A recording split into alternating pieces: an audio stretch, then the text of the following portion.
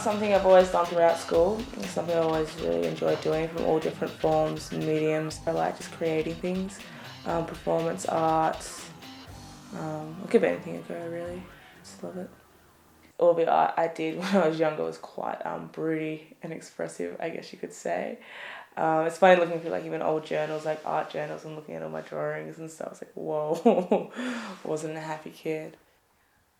But yeah, it did really help. Like it was somewhere to channel that sort of energy, I guess, and that sort of feeling a bit trapped within inside myself. In year 7, I sort of realised that I was interested in the same sex, and that was pretty daunting up until year 9. Like I wasn't dealing with it at all. Didn't tell anyone. It was sort of a deep, dark secret of my own. Ali was the first family member I told, but when I told him, he goes, "No, you're not." We got in the tram, she decides to tell me that she thinks she's gay, and instinctively I laugh at her because she's always trying to have one over me. And when I turned around, know how I'm being serious, like, oh, shit, oh, sorry, dude. Yeah, alright, cool, sweet, and then just, yeah.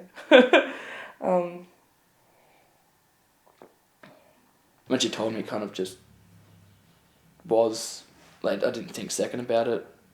I guess I told my mum when I had my first girlfriend. I think Mum was pretty understanding about being gay. Like, she's pretty understanding about most things. But I think it's when she started going to drag that she started getting a bit, I don't know, uneasy or just, I don't know, she had to get used to it, really. She just didn't expect it and just sort of came out of nowhere, I think, kind of just hit her in the face.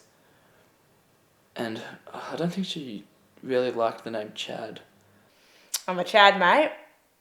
What do, I get on stage, I shake my ass, and chicks scream. At the time, there was a bar called Neverwhere, which had a night called All Dragged Up and Nowhere to Show, and it was an amateur drag night. First I thought she was singing a song, but then on the night, I see her putting on mascara on her face and, strapping her boobs down, putting her man's clothes on, and I didn't quite know what to expect. She's jumping about on stage, loving it, and then when she comes down, she runs over to me and just grabs me and just tells me that she's glad I'm there. Pretty much you act, you perform, you shake your dick out. Like, I find that Chad's a lot more sort of attention-seeking, almost. Just like, jumps around a bit more and when he's there. The best shows are when bras are thrown at me. But Chad's, a lot more sort of rowdy than I would be day to day. Does it look like I care what people think about me? I'm probably a bit more normal than the Chad. Jamie and the Chad aren't as different as she likes to think. The Chad's a rowdy fucker. You get a few drinks in it, Jamie, she's a rowdy fucker. Like, shit. Jamie is a little bit more shy, though. Like, I guess, she doesn't have anything to hide behind. The Chad, however, and drunk Jamie are quite similar. Those two aren't allowed to play together anymore. I'm so sick of sitting in this fucking tiny fucking closet, mate. Whenever she's ready to open it, then I'm out and it's all on her terms. Fuck, what about my terms? I want to fucking party down. I want some fucking... Anyway.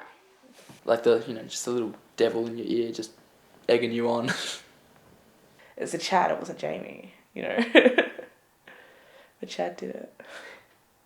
All I want to do is just run around for a bit and dance with some chickie babes. People aren't assholes about it. Like, if they don't like it, they usually just don't say anything. I remember my shows when I get a lot of attention.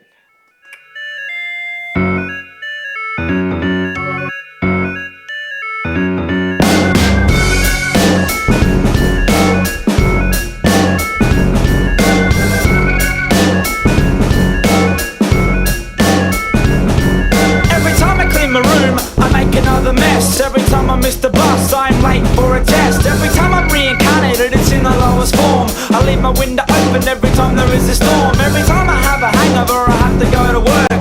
Every time I masturbate, dry it tends to hurt. Every time I pluck my pubic hair to make myself attractive, my dick gets sore and I fuck like a spastic. Every time I write a song, radio stations ban it, cause when you play my records in my birthday's satanic.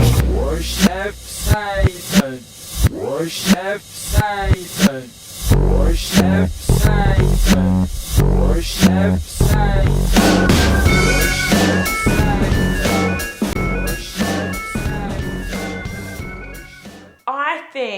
that if it's something someone needs to do, they need to do it. And it's only their own conviction. And if they think that that's what they need, that's what they fucking need. She always was who she was.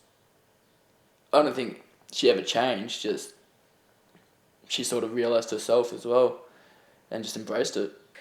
But Jared's a fucking sick cunt. He's here to cause chaos.